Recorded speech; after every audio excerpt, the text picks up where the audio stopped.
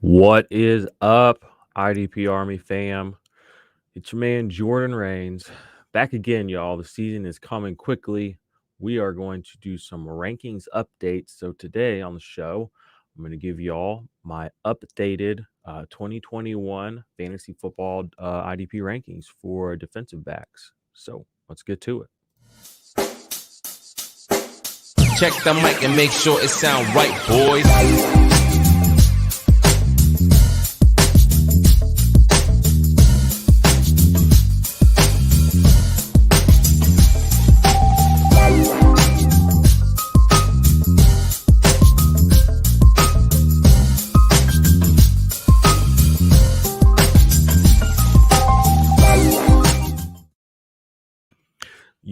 Yo, welcome in, y'all. Good to be back with you talking some IDP rankings tonight.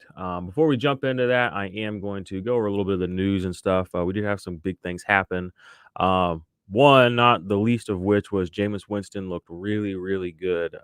Whenever you're listening to this, it was Monday night when he played. He looked good, and people are like, "Oh, look." It's almost people. It's funny to me that people didn't expect him to look good. I'm like, he looked exactly like he's always looked. He's airing it out. He turned Brashad Perriman into a superstar for a couple of weeks. Like, Jameis Winston is that dude, and he looked like it. So I think he's going to ball out for them this year. And it was only highlighted by how kind of goofy Taysom Hill was out there, immediately scrambling, just not looking like a good pocket passer, which has always kind of been the question. We know Jameis can pass, and we know the NFL is a passing league first. So I think he pretty much secured that job. Travis Etienne injured his foot in this game. He's done for the season, it looks like. They put him on IR. He had surgery. Maybe he'll come back at the end of the year. At this point, it doesn't matter. He was barely getting any work in that game. James Robinson is going to be the guy again, coming off 1,400 yards as an unrestricted or undrafted free agent. This team wants to run a lot of plays, and they want to have an effective running game, and it looks like James Robinson's going to be that guy again. So, hopefully ETN comes back. Hopefully you have been buying into James Robinson because he's been dirt cheap, and he can do it. So, even as a young player, even if he was going to have trouble with ETN this year or next year, he's got so much green grass in front of him as far as how long he can play in the NFL, who he can play with, et cetera, et cetera. And here we go. He has another opportunity to be an RB1. It's kind of interesting to me that people are having trouble putting him up there. I saw Andy Holloway tweeted, he's like, I moved him up to James Robinson up to RB21. I'm like, doesn't he just RB like 5 or 6 or something like that? That was with like almost no touchdowns. So I think, we had Leonard Fournette be a top 10 back again. So it seems like if you can get James Robinson right now in drafts as like RB20, RB15, you should be smashing that. And honestly, you should really consider him as a top 12 running back, in my opinion. So there you go. All right, we got some questions in for the IDP crowd. So I guess I should go ahead and get to it. Is there any really big IDP news I need to go over? Nothing really crazy has broken over the last day or two. So I'm just gonna go ahead and pull up the old rankings. Let's see if I can do this. And if you guys have any gals have any questions, put those in the chat. I'll try to answer some of those at the end. I have some other questions from other people. Before I actually start doing the rankings, I do want to say, please go, like, review, thumbs up, whatever, subscribe to the YouTube channel. That's the number one thing we want you to do. We super appreciate that. But in season, I've been kind of putting together the schedule of how the year's going to go. Every Sunday morning, as the last 2 years, we will be here with a live stream doing starts and sits, both sides of the ball, anything goes. So we have a lot of fun with that. We usually have a pretty good crowd in here. I'll have some other analyst type people sitting in with us occasionally, but it'll mostly just be, the IDP Army crew helping you all out. That'll be every Sunday. That'll be on YouTube. That'll be on Twitter. That'll be on Twitch. That'll be everywhere we can stream to, basically. On Saturday nights, I'm not sure if I'm going to do it every Saturday or every other Saturday, but I'm going to do a Patreons only stream. All right. So if you guys join the Patreon, and that's going to only be the top 2 tiers, the Black Ops tier, the G Unit tier, Guerrilla Unit tier. You'll get a live stream, and I might actually extend that to everybody. I'm not sure how that's going to go, but I wanted to add something just for the patrons where they know their questions are going to get answered. It's for everybody that's over there supporting us, which we super appreciate. We'll do our usual Monday show, which we've done the last 2 years, kind of a recap show. But instead of doing that in the morning, we're gonna be doing that. I'm gonna record that in the evenings, just because of schedule and stuff, guys and gals. So be doing that on Sunday evenings and try to drop that Sunday night, Tuesday. Do an early waiver thing, kind of review the injuries, how the week went, whatever. Tuesday, I'm gonna work on my rankings and kind of behind the scenes stuff. Wednesday, the OP boys are gonna drop their show. That'll be looking forward to the matchups for the upcoming week. They'll talk a little sports betting on there because they like to do that kind of stuff. That'll be a fun show, you guys. They really appreciate the support over there. We're gonna try to get them on the YouTube. If you're listening on the podcast form, obviously you've been listening to those guys. If you're on YouTube and you haven't been listening to the OP, that's Offensive Points Podcast. That's our sister show. We ride for them. We're trying to get them on the YouTube channel. We're working on it. So keep crying out in the Discord channel for that, and maybe they'll get their asses in gear. But that'll be every Wednesday, and then they're going to be doing the Dynasty Tailgate, which is going to be Billy's kind of baby. Billy's our college football guy. He's been obsessed with college football since I met him in college. He knows everything about college football. Like, he's just one of those guys. He's just a walking encyclopedia of college football. And then Joe, another one of our buddies, knows a lot about NFL football, not so much about college football. So it's going to be a mashup of those two with their fantasy experience and their dynasty acumen, and then just kind of filtering through the upcoming early players. I don't want to call it a Devy show because, I mean, Devy's just scouting for your fantasy leagues, but they're going to, keep you guys abreast of what's up. And that'll be a short show, and that's going to drop on Thursdays. Fridays, I'm going to drop a show. It's going to be kind of short. It'll be YouTube kind of focused. We get graphics and all that good stuff, but then it'll be the pod as well. I don't know if I want to tell you guys the name of that show yet because it's going to be really fun, but just know it's going to be actionable, useful information about the upcoming week on a hand-to-hand combat level, week in, week out, who are we wanting to play, who we not want to play, and things like that. So that segment, I'll tell you a little bit more about that in the future. I want to hold that pretty close. And then, that's going to be our content schedule for the channel, for the show, for the IDP Army. We'll be dropping stuff on the website as well. But we can only do so much, and we really hit the most people through our socials. So that's what we're going to go hard on this season. So all 17, 18 weeks, whatever our season is, we'll be here helping you guys win week in and week out, win more than you lose, get to the playoffs, kick some ass. There can only be one, but we want to get you into the arena. So, all right. Let's actually talk about some fantasy football now. So I'm going to try this fancy new thing again. Let's see if it works. Boom. All right. So I got my rankings up here for you guys. These are my current top 12 defensive backs going into the 2012 season. So we have Jamal Adams at number 1, Budda Baker at 2, Jabril Peppers is 3, Jesse Bates coming in at 4, Derwin James 5, Justin Simmons 6, Jordan Poyer 7, Jeremy Chin 8, John Johnson 9, Tracy Walker 10, Von Bell 11, and Xavier McKinney 12. Some of those names you will probably recognize. Derwin James, for instance, Jabril Peppers, Jamal Adams, Budda Baker. Some you might be a little less familiar with. John Johnson, for instance, or Von Bell, if you're not really a Saints fan, or haven't been watching the Bengals defense closely. But these guys are all top tier safeties in the NFL, and they fall into one of two tiers. So I'm going to quickly give you guys a breakdown of how I tier these guys out when I'm doing my rankings.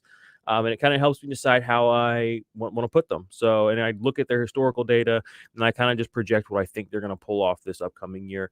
If you're in the Ultimate IDP Index, you guys will know kind of all this stuff I'm talking about. But for defensive backs to be a DB1, that's my top tier guys. I'm basically looking for one of these two things, but preferably for the top guys, you're going to get both. That's going to be a floor of basically 105 plus tackles, and then that's going to be impact plays of 20. Now, those numbers are up just a tinge from last year because we did have the extra game added to the season. So the guys, I don't actually have my tiers done up on the site. I will work on that for you guys. Because I have everything tiered out in the index. I'm kind of hesitant to just kind of put free tiered rankings out there again, just because the grind is real. So, but for my top defensive backs, I'm looking at 105 tackles and or 20 impact plays. So when you look at guys like Jamal Adams, when you look at guys like Budda Baker, when you look at guys like Jabril Peppers, what do they have? And let's just go ahead and pull up this information right now on 83 tackles last year in 12 games for Jamal Adams. So he easily was going to blow past that 100 threshold. But look at the impact plays. 25 impact plays in 12 games. And my threshold to be an elite tier 1 defensive back is 20. So he, in an abbreviated season, blew past those numbers, put up 20.6 points per game in IDP 1-2-3 scoring last year. And if you just go back and look at Jamal Adams historically, I mean, it's not like this is his first year just being a dog. I mean, that's what he does. He had 33 impact plays in 2019, 32 in 2018. This guy is just on another level. That's why he got the contract he got. He is a defensive weapon. It's kind of a punchline. It's kind of a joke because, he does have a big personality, this and that. But the things that he does on an NFL field are not things that every safety can do. The way he can bring pressure, the way he can cover. People say he can't bump and run with some of these tight ends, but he hasn't been asked to do that the way that he has in the past. You go look at some of his earlier tape when he came in the league. He can hang. But as coaches have found that he's also great / excellent at all these other things. I mean, you can get, a free safety to cover or pick up the back end or whatever you want to call it. And you're going to use Jamal Adams to, as a weapon, as a guy that you're not going to see coming. So that's why he's going to get blitzed a lot. That's why he has, basically crushed the defensive back sack record last year. And he was well on his way to doing it the year before that too, or close to it. He had 6 or 7 the year before that. So he's consistently being used like this. Buda Baker, what you get with him is not necessarily the super high impact plays. 18 last year was his career high, but you get such a high tackle floor with Buda Baker. He was one of the leading tacklers in the NFL 2 seasons ago with, I think it was like 146 off the top of my head, 147 combined tackles in 2019, 104 solos. I think he was the only player to break 100 solos in 2019. So he earned all-pro nods this last year. He finished, I believe, top 25 in the NFL's top 100. So people are recognizing what he brings to the table. Over 100 tackles is pretty much in the bag. Impact plays not necessarily always something he brings to the table, but his tackle floor is so high, and we've seen his ceiling be so high. He's number 2 for me. Number 3, Jabril Peppers. Everybody knows I love Jabril Peppers. I stand for Jabril Peppers. I go on and on about Jabril Peppers. But it's because the impact plays. People talk about him as if he can't make plays on the ball, but he does. Last year he turned in a career year pretty much across every measure of play, tackles, impact plays, pass deflections, tackles for loss, sacks. I mean, he literally just basically all of the stat records, stat whatever you want to call them, the numbers. He put up the best he's had in his whole career. And he was pacing for that the year before. He was pacing the season before to finish as a top 5 defensive back. For whatever reason, people were still kind of fading him. He's one of those players where he didn't hit immediately coming out. So I think a lot of people kind of just wanted to fall off of him. But he kind of made him eat crow last year. He was a great defensive back. Started the year a little bit slow, but in the heart of the season, I mean, his IDP points per game was 15. But in the heart of the season, he was basically putting up 22 points a week for like 5-6 weeks straight. So he was kind of I don't want to say like a league winner, but he was getting work done. So we'll move on to Derwin James. Now, I'm kind of known as a Derwin James hater, but I'm just a realist. He hasn't played football in a while, and when he did play football, he made most of his impact plays in coverage. There are other safeties that do what he does. There are other guys who do get the pass deflections. Justin Simmons comes to mind. Jesse Bates has been up there high in pass deflections. The thing that really turned people on to Derwin James' rookie season was that was a really good year for the Chargers. I think people kind of forget that they made the playoffs that year and like things actually like looked good, like on a big scale level. And a lot of that was due to the impact plays that Derwin James was making. But again, a lot of those were, like I said, in the coverage department, and his overall total just wasn't necessarily as high as I think people think. He had, what was it, 24. Okay, that's not as low as I had imagined or as I was maybe construing it to be there, but only 105 tackles and 16 starts. So he literally just hit that threshold, but he still comes through. I think he's going to have a good bounce back year. He can impact play. He does have coverage ability.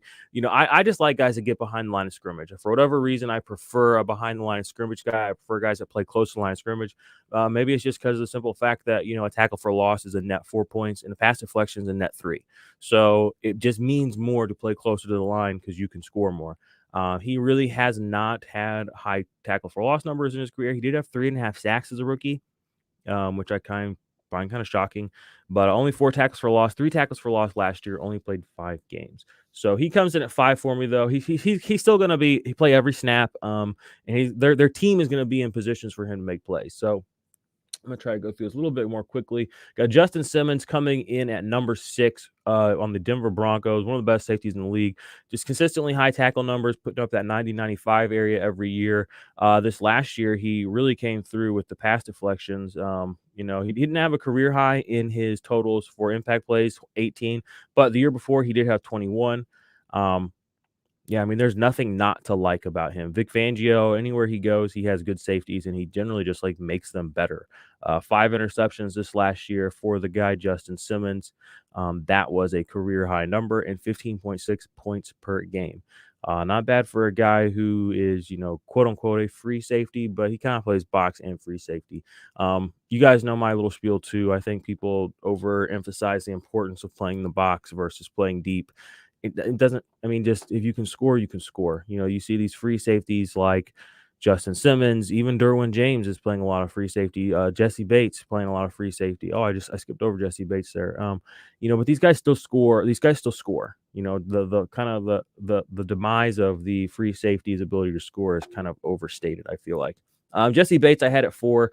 Don't have any cool graphics on Jesse Bates here, unfortunately. But you guys, if you've been watching the channel, I'm a big fan of Jesse Bates. It's his 3rd season in a row with 3 interceptions, and his 3rd season in a row. And he's only been in the league 3 years with over 100 tackles, with 100 or more tackles. So that's consistency. He plays every game. Career year in pass deflections this last year for Jesse Bates as well. Probably one of the more underrated players around the league. But I think people are starting to notice, and again, it's the whole narrative with the safeties where they're just replaceable, yada, yada, yada. I mean, when you look at a good defense, you usually see a good safety.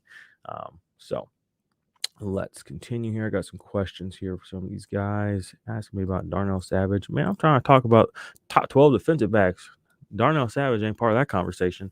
All right. Jordan Poyer comes in at 7. Jeremy Chin at 8. You guys know Jordan Poyer from the Bills Mafia. Shout out y'all. We love you over there. My spiel with him is every year for the past 3 years, his tackles have gone up, but his impact plays have gone down. So he's kind of just stayed in this area of being a really good safety, but his role is changing. If you're in the Ultimate IDP Index, which you all should be, go up there, subscribe, get in there. You can look at that information and IDP 123 scoring. You can look at the way he's been scoring, and you can kind of see how his chart, his production profile is changing year over year. The points are staying solid, they're staying high, but he's just scoring differently as he's aging. Not quite as old as you would think. Jordan Poyer, we live in an ageist world, I guess you would say. Off the top of my head, I'm like, oh, Jordan Poyer, he's probably like 30, 31. But if you actually look into it, I believe he's only 27. Oh, 29. So he will be 30 this year, but still in his 20s. I'm not in my 20s. I'm a little jealous. I wish I was in my 20s. All right, we got Jeremy Chin at 8, John Johnson at 9. He is going to be one of the starting safeties for the Browns. Tracy Walker at 10. You guys know that I have never been off Tracy Walker. If you go look at the numbers, Tracy Walker on a point-for-point, snap-for-snap basis has been the same guy basically since he was the guy 2 years ago.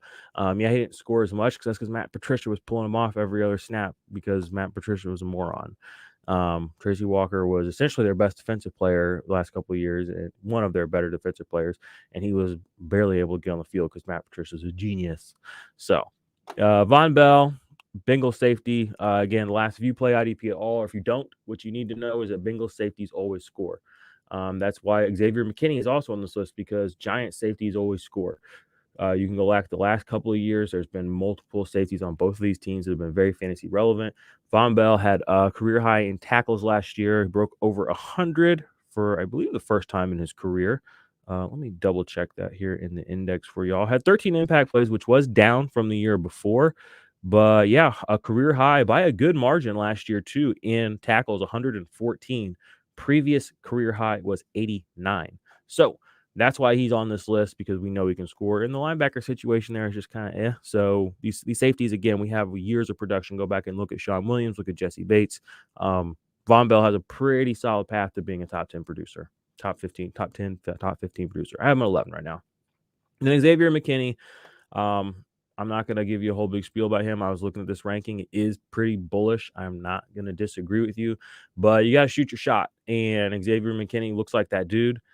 This defense is probably going to play plenty of snaps. I think Logan Ryan is going to move out of the safety role and probably play more slot corner this year.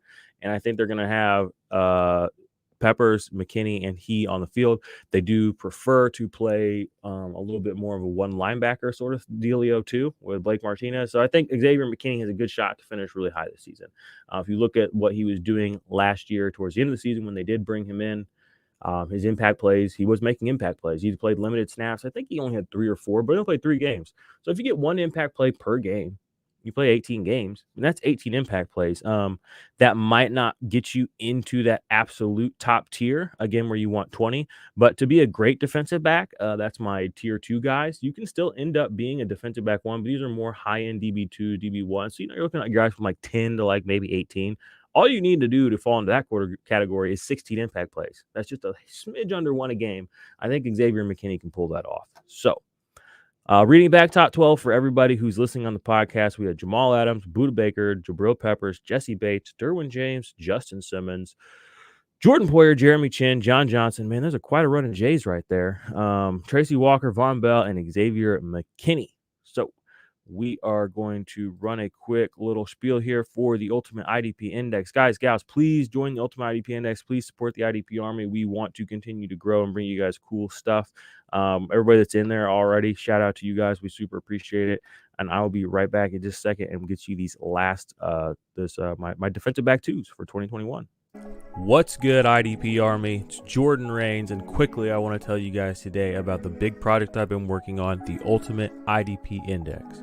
The Ultimate IDP Index is the #1 resource for IDP fantasy football players, rookies or veteran for 2021. Inside, you're going to find contract information, tiered IDP rankings, detailed player production profiles going back to 2017, suggested trade values, and a whole lot more, including unique write-ups, unique videos that will only be available within the Ultimate IDP Index. But to me, probably the most valuable thing is the fact that the trade value estimation tool is going to be updated weekly, so you'll always be aware of what a player is worth in your Dynasty League at any given moment. So what are you waiting for? Sign up for the IDP Army Patreon today. Patreon.com/the IDP Army. Join the Black Ops tier and join the IDP Army today.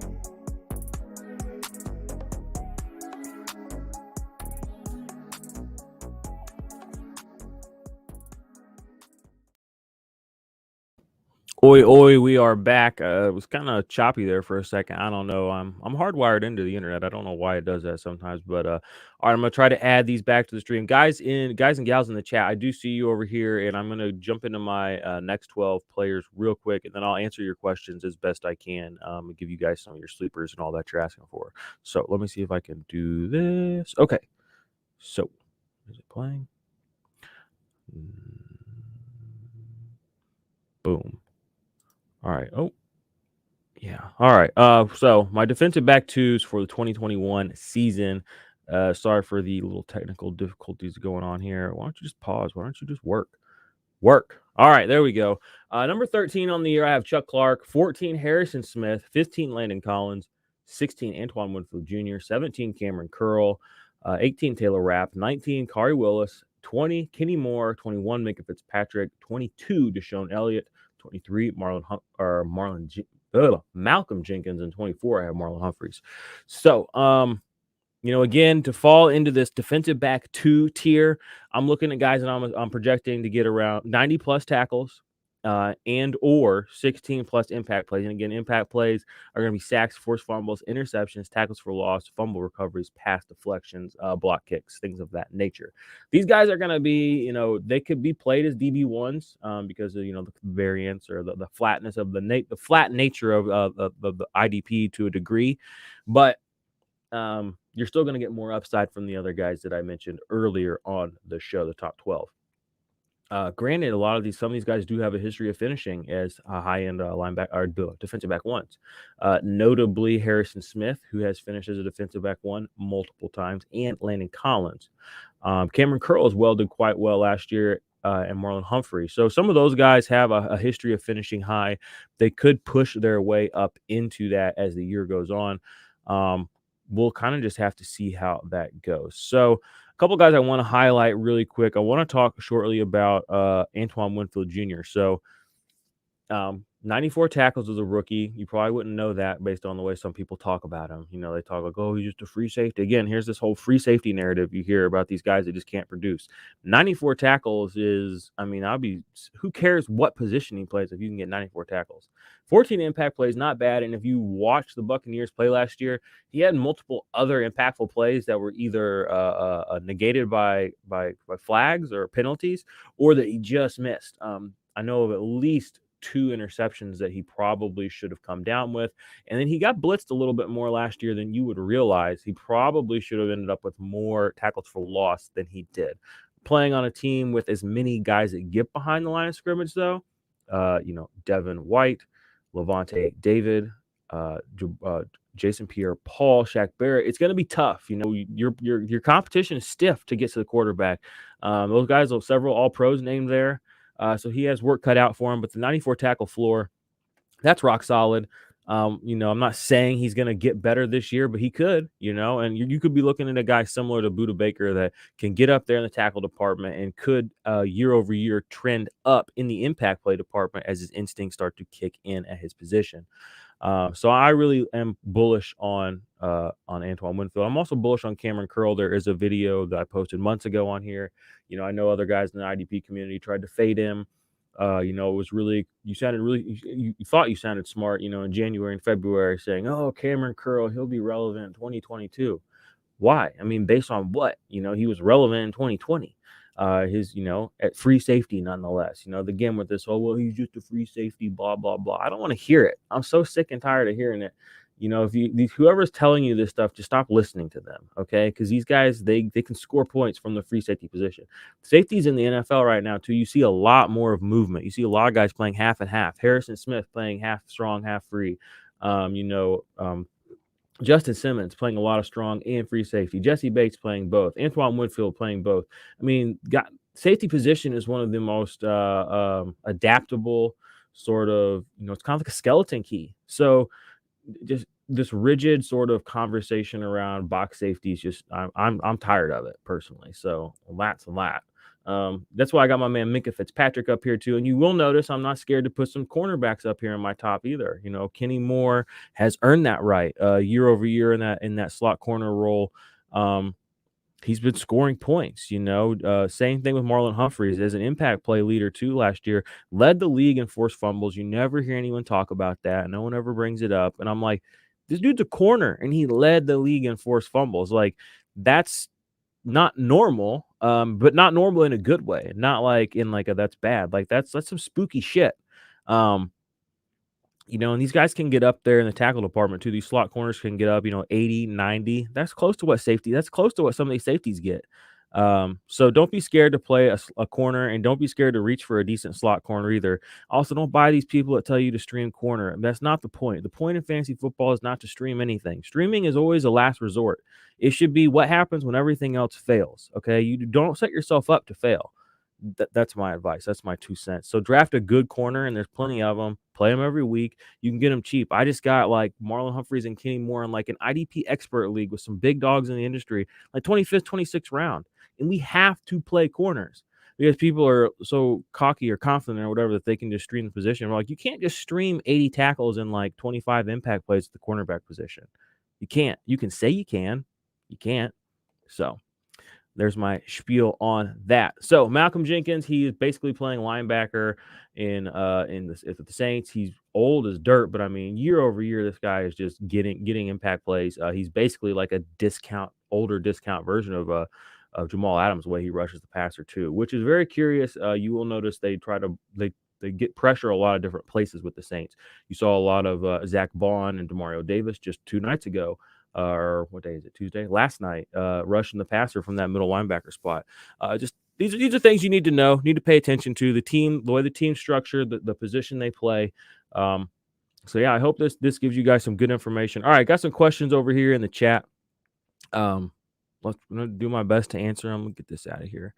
All right, what we got here? What we got here? So the real Manziel, this guy sounds like a crackpot. He says, "What's the path for Darnell Savage to get into the top 12 by the season's end?" I mean, I guess he would have to get 90 plus tackles. I mean, 95 to 100 tackles, and he'd have to get quite a few impact plays. You'd have to get about 20.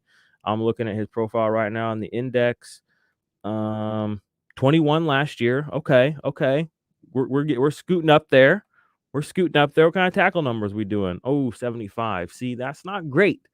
You know, we need to elevate that floor a little bit. So he's gonna have to do a little work. The impact plays seem to be there. It looks like a lot of them are in coverage, though. Again, you know my whole little spiel about getting behind the line of scrimmage, but not gonna hold it against him for interceptions. We'll have to see what's up with that. Next question here, Jordan. Good with your top 10. Well, thanks. That's great. But all my competition can get that from any website. Go to my website. That's where you're gonna find my top 10, my guy.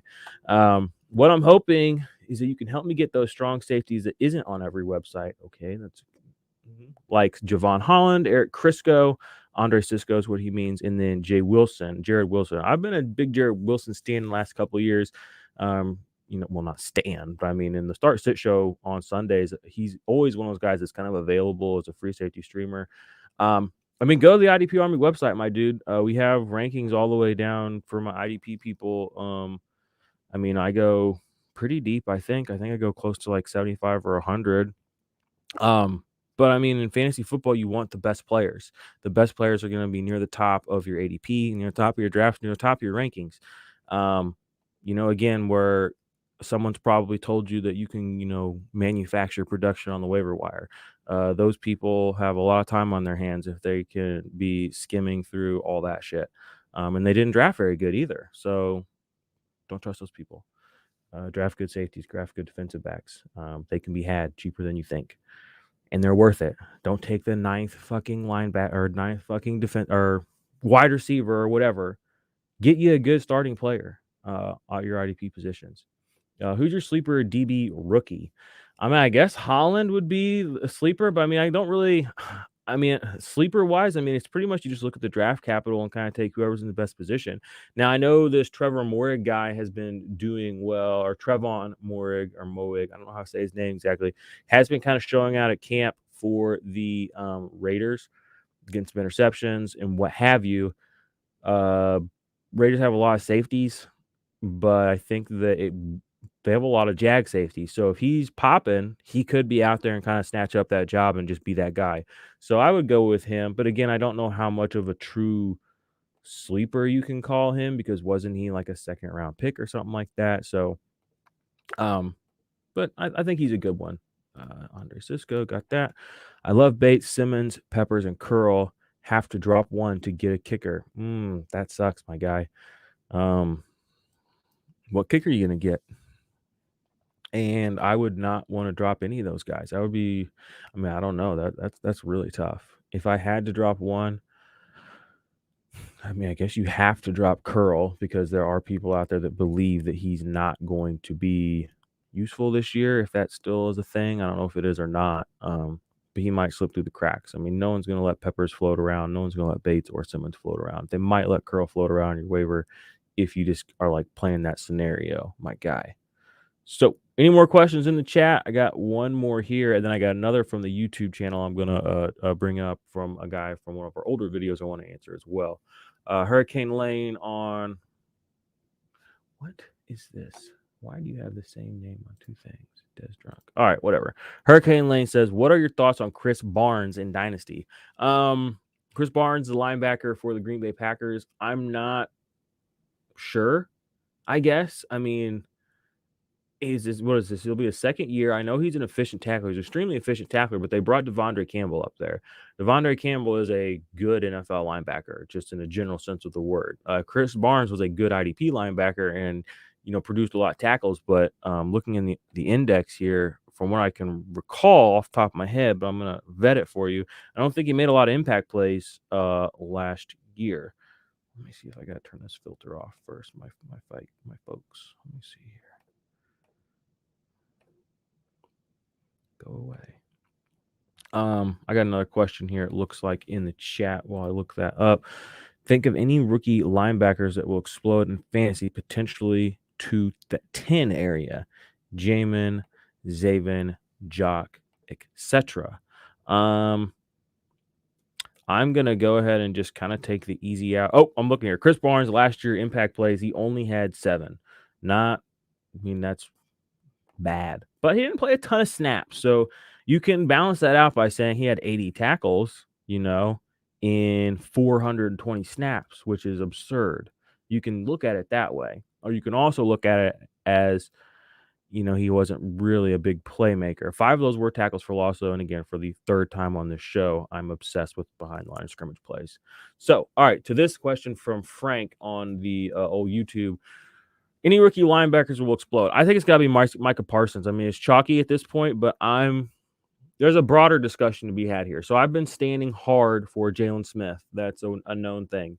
I've been saying he's the impact play linebacker. He's the guy you want on this team. He's going to be that guy. No one's going to take that job from him. It looks like I'm probably going to be wrong based on the way he's been playing, or I have been wrong up to this point. I guess it hasn't actually happened yet, so I can revise my take because it's still that time of year. I have new information, so don't hold it against me. All right. So it looks like Micah Parsons is going to be that guy. He's going to be the number 1 dude. And it looks like Keanu Neal is going to be the other linebacker. I mean, that's just what it is. Dan Quinn, he's got his guys. These are his guys. These are where he wants to play. He doesn't care that Jalen Smith gets paid $1 zillion and that he's now number 9. He doesn't care. So what I think is going to happen is those two are going to be the starters. I think Jalen and Leighton Vander Esch are kind of on the outs. I think if things go south, they're in a good spot to come in, but I'm worried about Jalen Smith. Now, here's the reality. Jalen Smith is a long-term asset, still one of the better linebackers in the NFL, in my opinion. Things just didn't go well for him last year, whatever. He could have ended up like a Joe Schobert.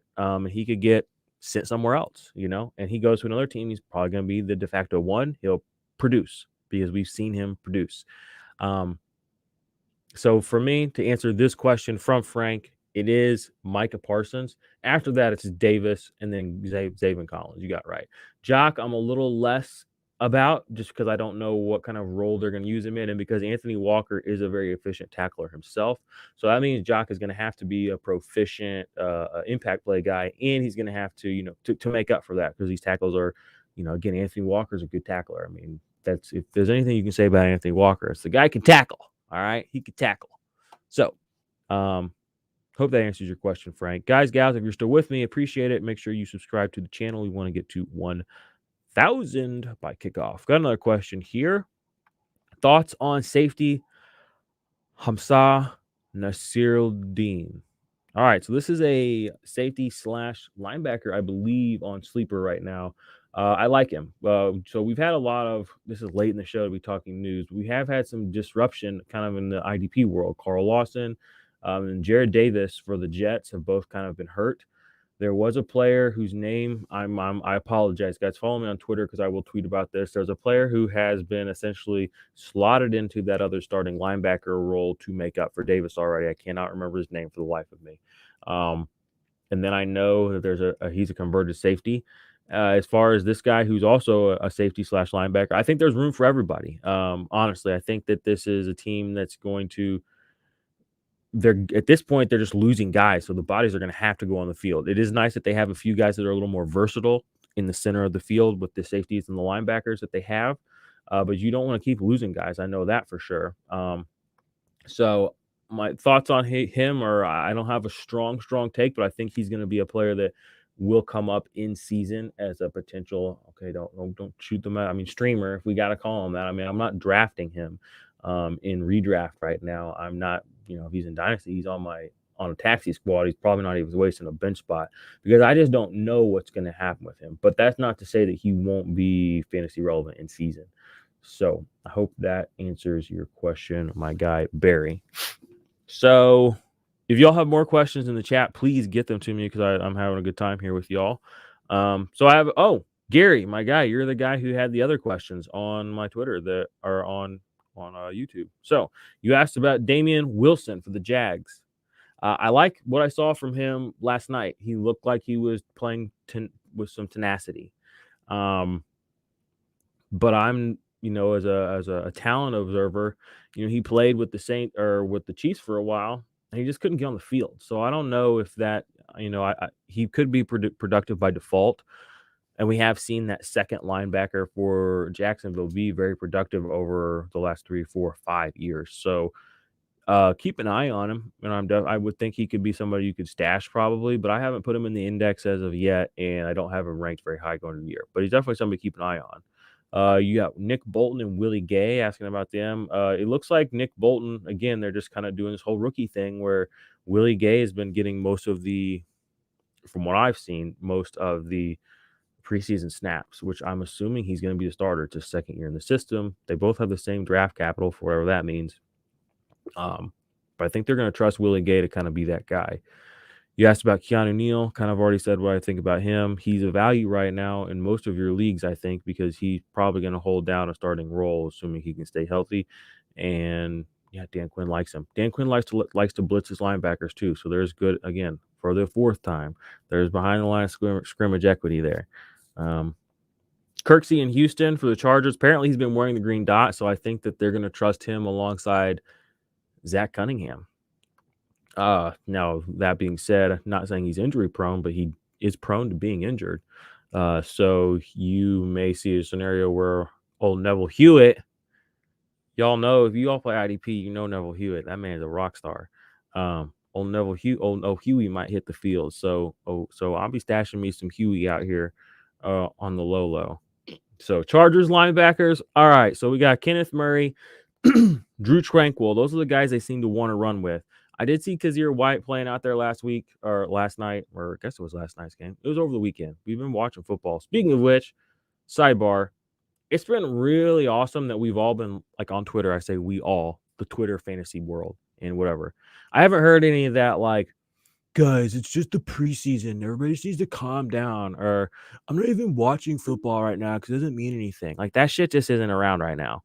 I love that. About 2-3 years ago, that was like, it was always like that was a thing. I've seen one or two guys be like, we need to pump the brakes, but people are pretty much just burying that shit, saying, no. Like, this stuff, it's all good. All of it is good. There is no such thing as bad football. There's no NFL football not worth watching if you haven't seen it before. So I'm with that. All right, my dude, Gary, you got a bunch of questions in this one comment, so I'm going to keep sliding through them. Chargers linebackers, Drew Tranquil, Kenneth Murray are who you want. I don't know what to think about Kenneth Murray. When I watch him play, he looks slower than I remember him being in college. That's all I'm going to say about him right now. I still think he's got a lot of upside, though. Lions linebacker, rookie Derek Barnes. I don't know. I haven't been paying attention. I honestly do not have a Derek Barnes take for you. My take on that team is that Jamie Collins is year over year being underrated constantly because he's old and because he doesn't get like 120 tackles. But he's one of these linebackers that he's unique in that he can cover and he can blitz. And he's kind of like Devin White. If you just go look at his production profile on the index, you'll see what I mean. Like, he does a lot. Okay, so maybe he doesn't hit that threshold, those nice, neatly packaged, like 100 tackle numbers, and then, like, whatever else it may be. His production profile is a little erratic, and that doesn't sit well with some people with their spreadsheets and their little projection models, because those are scary things. But he scores points all over the field. He's a big play machine too.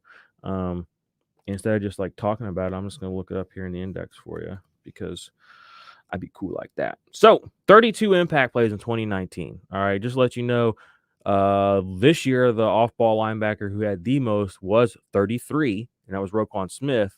Devin White had 31. So just 2 years ago, in an abbreviated season, no less. I believe Jamie Collins only played like 14 games 2 years ago. Crap, I always clicked the wrong link. Let me double check that because this is a fun take. 15 games. In 15 games, he had 32 impact plays. So, yeah, he had 81 tackles, okay? There are people out there that'll say, Jamie Collins only gets 80 tackles, and they won't tell you anything else he does, okay? Fade those people, all right? Jamie Collins is a beast. Last year, guess what? 101 tackles, still came through with a decent number of impact plays, 18. Not great, decent, only played 14 games. Down a little bit, but again, Matt Patricia was on some goofy-ass shit last year. So, all right. Let's see if Barry's got any more. That was the end of Barry's question. Campbell covering Brooks. Yeah, I think Brooks, Jordan Brooks in Seattle is going to be really good this year. All right, I'm going to answer a couple more questions from the chat, and then I'm going to dip set. So Vic Z says Xavier McKinney Taylor Rapp, Deshaun Elliott, Kyle Duggar, Justin Reed, Jalen Thompson, Arizona. Can you rank these safeties in Dynasty, please? Yeah, I would go Xavier McKinney. I would go. Dang, you almost basically got it. I mean, I'll go. That's the order I'd probably go in. I might swap Deshaun Elliott and Taylor Rapp, but I like that order you have them in there. Xavier, Rapp, Elliott, Duggar, Justin Reed, and then Jalen Thompson at the very end. So, another question here from Hurricane Lane. Who are some of your favorite rookies that have the DLLB designation on sleeper, i.e., Phillips, Tyrone, and Pay? I really like Aziz Ojulari. Sorry, I probably butchered that, but he's with the New York Giants. Was one of the best pass rushers in the class. He was one of the few guys. I don't watch college football, but his name was in my ear months leading up into the draft before I really was paying attention to that stuff. So I know he's good. Played at Georgia, SEC, so he's got chops. I believe he was a first round pick. He was a first or a second round pick. I think he's gonna be good. So there's one guy for you, kind of a sleeper if that's what you're looking for. Then the Owe kid from the Ravens. He's nothing but shining reviews from players, guys that I trust, like Justin Houston. Shout out to my Chiefs. Shout out to Justin Houston. Dude's a beast. You know, he speaks highly of him. Aziz was pick 51. So what is that? That's second round. Right. Math is hard sometimes. All right. So the other DL that I would look at, like I said, was the guy from Baltimore Away. I don't want to say his first name. Sometimes it's Odefe, or then sometimes it's Jason. I'm not really sure. So, but Aziz here says Aziz was pick 51. So that'll be a second round pick. Tariq Ellis, my dude, how you like this IDP stuff, my guy? Y'all, Tyreek be in the comments calling me out. My dude. All right, this is DB focused, but I've been debating All Pro Joe versus Fred Warner as my mid to late LB target. Thoughts? Great to see you, bro. Yeah, good to see you, my guy. We'll see you here on Sundays. Let's go. And that's an easy All Pro Joe for me. I mean, I think this I think Joe Schobert has a chance to be the linebacker one this year. The floor is there with the tackles, the impact plays. He's been an impact player the last 3 years, playing on not super disruptive defenses, guys and gals. I mean, he's been coming down with, let me see here, impact play wise, 19 last year, 25 the year before, 13 the year before, 17 the year before that, and 23. And these are on the Browns defense and Jacksonville Jaguars defense, where there's not a lot of disruptive stuff happening. Okay. He's doing that. Now you drop him right into the center of the Steelers defense. He's going to be a monster this year, straight up and down. I think he has linebacker one, number one overall upside. And I don't think you should wait to draft him, my guy. I think he should be probably your next pick in your draft. I've taken him twice in the last week in the 7th round of redraft. One was a best ball, and one was like an industry experts, blah, blah, blah league. 701. 701. I think Joe Schobert is worth that. I saw Darius Leonard, James Barr, Devin White went in like 5-6 round area, somewhere like that, 4 maybe. Couple of high-end DLs went, but I'm not with that. You know me, I punt DL. I love me some Joe Schobert. So I love him this year. I love the surroundings. I love the disruption of that team. I think he's got number one linebacker overall upside this year, and he's going to finish as a linebacker one. Fred Warner, even on his best years, is a fringe linebacker one, my guy. Just remember last year, before week 15 of last season, before week 16 of last season, Fred Warner was like linebacker 34. And then in week 16, championship week, he had a big game. And then in week 17, when nobody plays fantasy football, he had another monster game. And that shot his end of season numbers up to linebacker like 13. So never forget, Fred Warner actually shit the bed all last year. Never forget. Jordan Brooks breakout. Woo! Des. Yes, sir. Welcome in. Jordan Brooks breakout season. Let's go. All right. This has been fun. It's been fun chopping it up with the IDP Army. Like I said, guys and gals, I'm going to do a Patreon or a patrons live stream on Saturday nights, probably either every other Saturday or every Saturday. I haven't decided yet how I'm going to do that. And then some of y'all already know every Sunday morning we are here 11 Eastern for the IDP Army live stream, answering start sit questions, chopping it up with y'all, checking in with all the news as it comes in, the ins and outs, and figuring that stuff out, getting our lineup set up on Sunday morning. Like I say, I mean, like I do say to myself, fantasy football is a war of attrition. I mean, it's 17 weeks. I mean, it's a grind. It's fun to talk about, it's fun to dance around, and it's fun to get in arguments and have strong takes all summer long, when there's no hard deadlines and when nobody's breathing down your neck. And when in 3 or 4 days, you're going to be either proven right or wrong, and people will have record of that. But we're coming up on it. All right. So I'm going to be here all 17 weeks with you guys, giving you the answers that you're looking for, whether they be right or wrong. I'll do my best. That's all I can ever do. I appreciate everyone who rocks with the IDP Army. We love you guys. Go leave a 5-star rating and review. Subscribe to the channel. And I will be back in a day or two with updated linebacker rankings. And then a day or two after that, updated defensive line rankings. You might see a short video here and there in between. You might hear a podcast here and there in between. But until then, IDP Army, let's go.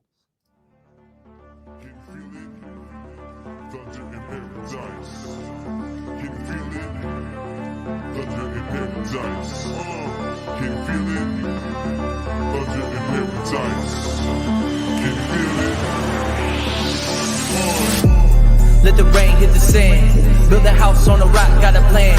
Gotta get stocks, keep them bands. Hear the clock tick, blades on the fan. Used to be mundane on a Monday.